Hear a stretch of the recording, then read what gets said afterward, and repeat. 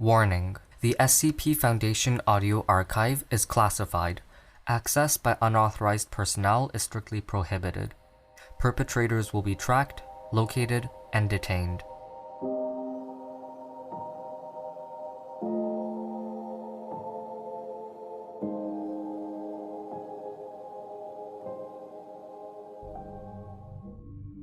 The Gender Switcher. Item Number: SCP-113. Object Class: Safe. Special Containment Procedures. SCP-113 is to be kept in standard storage in Site-23. SCP-113 may be handled with laboratory gloves. No organism may be exposed to SCP-113 without prior approval. Personnel exposed to SCP-113 are to be kept under medical observation for 7 days.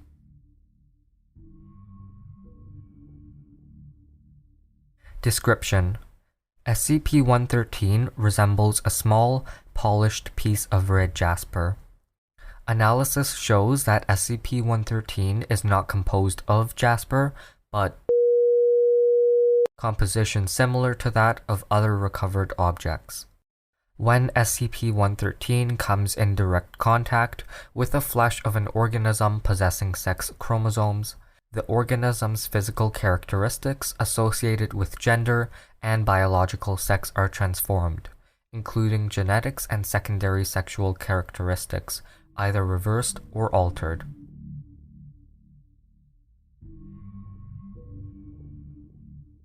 Stage 1. Lasts approximately 0.2 seconds. SCP-113 bonds with the cells that it touches and induces an unidentified chemical change. This process causes tissue damage similar to mild burns, and SCP-113 cannot be removed from contact with the subject until all stages complete.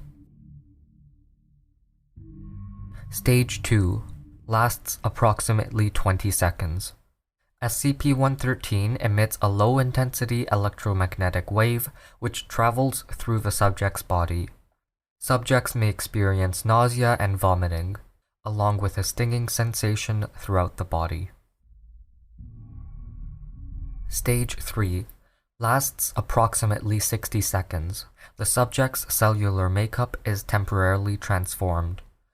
Altered cell composition ranges widely from being unidentifiable as human to a unique variation of partially differentiated stem cells.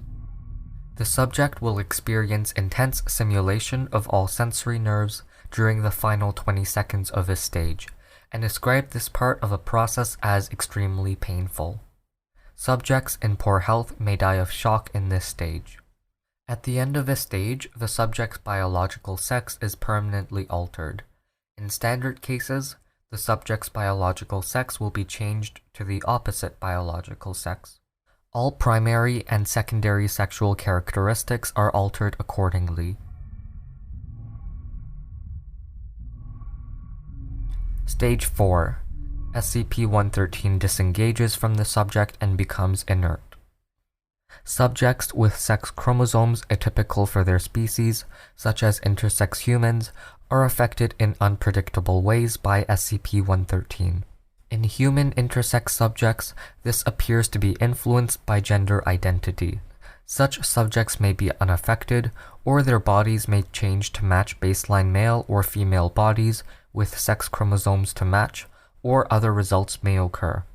Usually, change seems to match or partially match subject's gender identity during initial use, if gender identity is non-standard. Whether SCP-113 alters its effect based on the presence of a non-standard gender identity is under investigation. Gender identity of human subjects is not typically altered by SCP-113.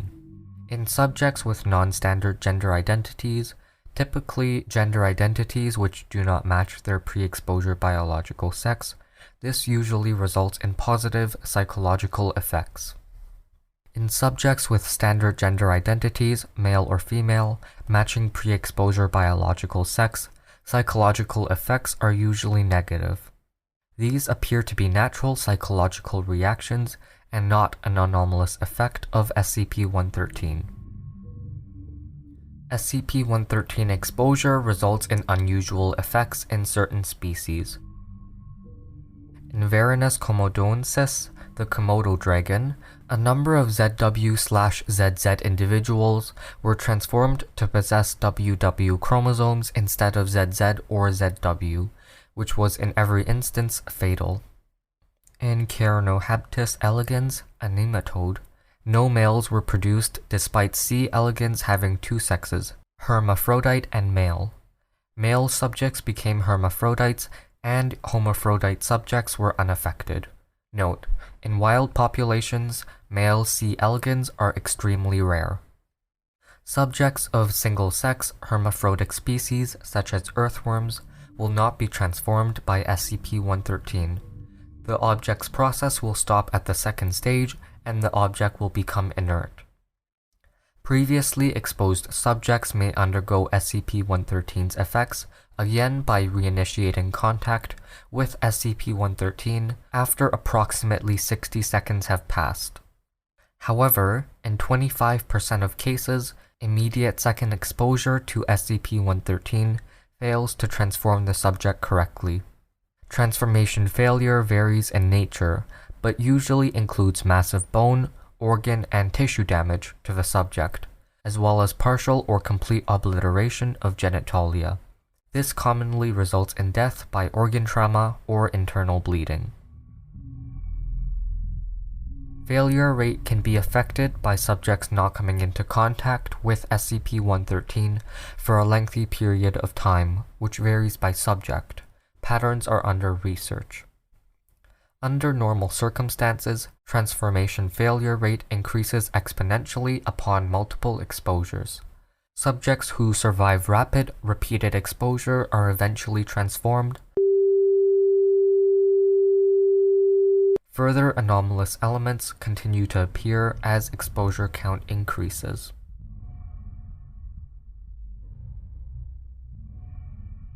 Thank you for listening. Intro music for this episode was from Punchdeck. You can find more at soundcloud.com/punch-deck. Additional music was from Mayu. This episode was recorded live on Discord. If you want access, you can join the Discord server. There is a link in the show notes, and we will be doing occasional live recordings as well as episode discussion and just generally a nice community there. As well, level 2 patrons or higher get early ad-free episodes. You can make a request for me to read an SCP in either the Discord or there is a form linked below. Leaving a review, rating, or sharing always helps. Thanks for listening, and I will see you in the next episode.